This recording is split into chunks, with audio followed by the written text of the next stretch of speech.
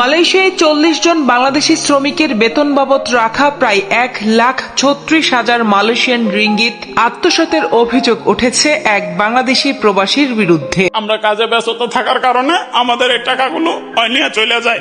বাংলাদেশি মুদ্রায় যার পরিমাণ প্রায় 41 লাখ টাকা। হালেক টাকাটা নিয়ে গেছে, আমরা খুব কষ্টে আছি। রুম ভাড়া নাই, খাওয়া দাওয়ার টাকা নাই, দোকানের মেলাটিয়া বাকি দিতে পারতেছি না। 12 ঘন্টা রোদে থাইকা কাজ কইরা আমরা এই একটাও পাই নাই, সবটা লইয়া গেছে গা। দ্রুত আমরা চাই খালেকের কাছ থেকে টাকাটা উদ্ধার করে আমাদের ফ্যামিলির টাকাটা পৌঁছবে, আমরা এই কামনাই করতেছি। আমরা যেন এই টাকাটা সুষ্ঠুভাবে ফেরত পাই এবং আমাদের পরিবার নিয়ে ভালো থাকতে পারি।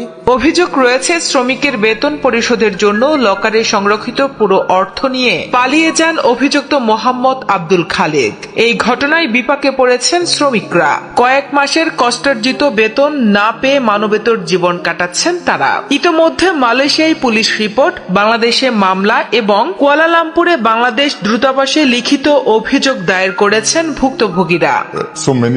মানুষ কাজ করছে, এত মানুষ কষ্ট করছে, অথচ লাভবান হচ্ছে শুধু একজন মানুষ। তাই তার উচিত সেই টাকা ফেরত দেওয়া।